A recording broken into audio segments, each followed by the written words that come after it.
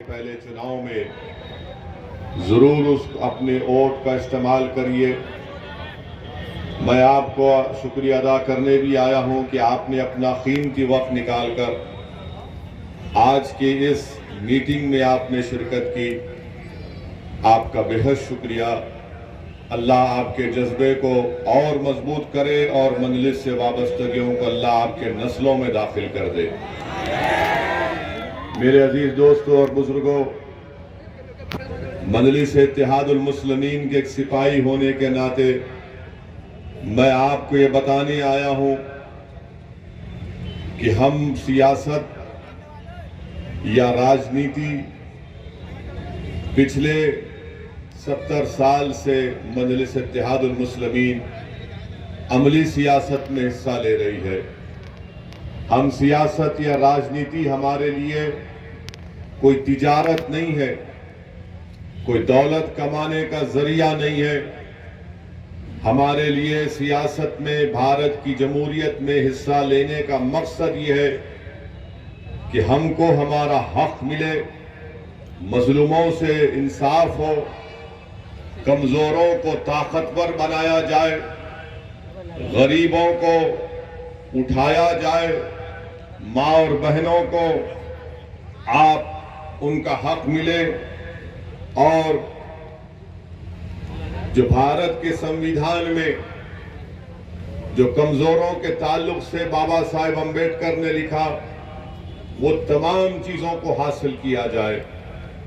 मजलिस में और दूसरी सियासी पार्टियों में फर्क यह है कि हम राजनीति गरीब और कमजोरों की हक की लड़ाई के लिए करते हैं, अपनी जाती अना के लिए या मकबूलियत के लिए या तिजारत के लिए नहीं करते। और आज मैं उत्तर प्रदेश में अगर आया हूं, अल्लाह मेरे दिल का हाल जानने वाला है। मैं अपनी मकबूलियत या अना की तस्कीन के लिए नहीं आया हूं, मैं यहां पर इसलिए आया हूं और इंशाअल्लाह रब्बे करीम मुझे जब तक जिंदा रखेगा मैं आता रहूंगा। मेरा आने का मकसद यह है कि आपको नेता बनाया जाए। मेरे आने का मकसद एक ही है कि आपको हिस्सेदारी की लड़ाई में आपको अपना हिस्सा मिले, आपके मसाइल का हल हो, आपको इज्जत और वो मुकाम, वो मान और सम्मान मिले जो दीगर लोगों को मिलता है। यही मजलिस इत्तेहादुल मुस्लिमीन का मंशा, मकसद और पैगाम है। यही हमारा ऑब्जेक्टिव है। मैं आपको यही बात बताने आया हूं। मेरे अजीज दोस्तों और बुजुर्गों, मजलिस के मुखालिफीन मजलिस को एक फिरका परस्त पार्टी कहती है। मैं उनसे पूछता हूं, बताओ कौन सी फिरका परस्ती की तुम बात कर रहे हो? आज सरजमीन दखन में मजलिस के 7 रुकन असेंबली हैं, 7 MLA विधानसभा में हैं, बिहार में 5 हैं, महाराष्ट्र में 2 हैं। बताओ वहां की कोई मिसाल दो, हैदराबाद की या सीमांचल की उस सरजमीन की जो भारत का सबसे पसमानदा इलाका है, या फिर मालेगांव और धूलिया जहां पर मजलिस के विधायक हैं। क्या इन हमारे विधायकों ने किसी मजहब के खिलाफ कोई बात की? क्या हमने नफरत को आम किया या मोहब्बत को आम करने की बात करते हैं? मेरे अजीज दोस्तों और बुजुर्गों, फिरका परस्ती का इल्जाम लगाने वाले ये भूल जाते हैं कि औरंगाबाद महाराष्ट्र में 21 साल से शिवसेना का MP जीत रहा था बीजेपी की ताईद से। ना कांग्रेस उसको हरा पा रही थी, ना राष्ट्रवादी कांग्रेस उसको हरा पा रही थी, ना समाजवादी पार्टी उसको हरा पा रही थी। जब मजलिस का एक जियाला जिसका नाम इम्तियाज जलील है, जब उसने इलेक्शन लड़ा तो औरंगाबाद की जनता ने 21 साल के शिवसेना के MP को हराकर उसको कामयाब किया। बताओ ये काम कांग्रेस क्यों नहीं कर सकी? समाजवादी, राष्ट्रवादी क्यों नहीं कर सकी? फिर तीसरा इल्जाम लगाते हैं कि जहां पर मजलिस लड़ती है वहां पर बीजेपी जीत जाती है। मैं हमेशा इस बात को कहा हूं और आज भी कह रहा हूं, मैं उन समाजवादी पार्टी, कांग्रेस, बीएसपी या कोई भी हो, बीजेपी का भी हो, एक वक्त तय कर लो, किसी टीवी चैनल पर तुम चारों एक साथ बैठकर मुझसे बहस कर लो। 10 मिनट के अंदर 10 मिनट के अंदर मैं दलाइल देकर तुम्हारी जबानों को बंद कर दूंगा। तुमको बताऊंगा कि क्या सच है और क्या झूठ है।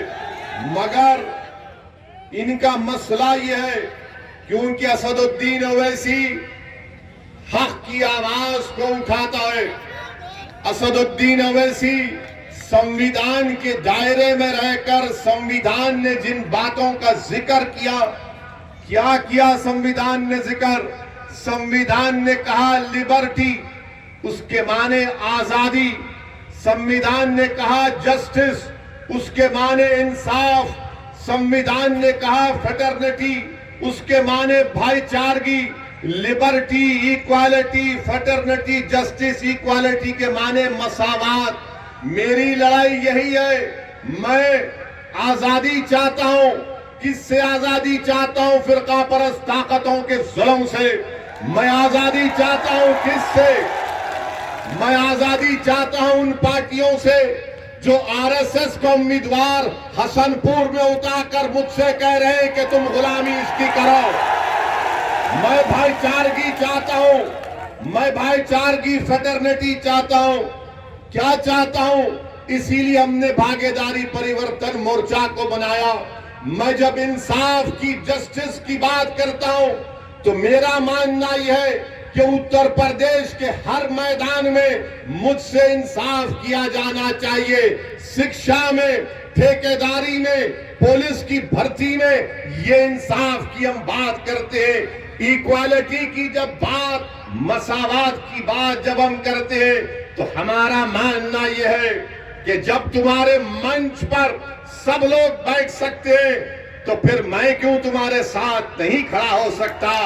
मसावात के माने, मसावात या बराबरी के माने ये नहीं है कि तुम दरी बिछाते रहो, गुलामी करते रहो और इनके सामने सर झुकाओ। यही बात इनको पसंद नहीं आती कि ओवैसी, इनको जो बात पसंद नहीं आती वो ये है कि ओवैसी हमारी हां में हां नहीं मिलाता।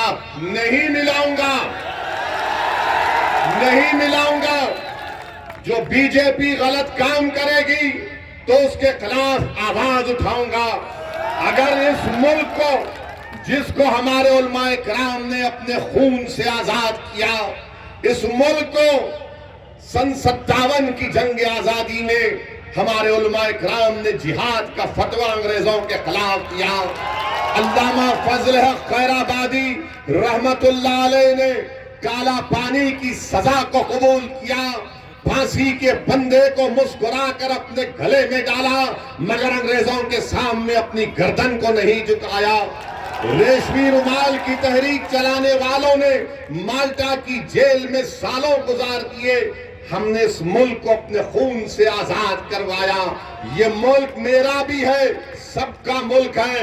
मगर आज अगर बीजेपी इस मुल्क के सेकुलर कैरेक्टर को बदलने की बात करती है तो असदुद्दीन ओवैसी मोदी की आंख में आंख डालकर बोलता रहा और बोलता रहेगा इंशाअल्लाह।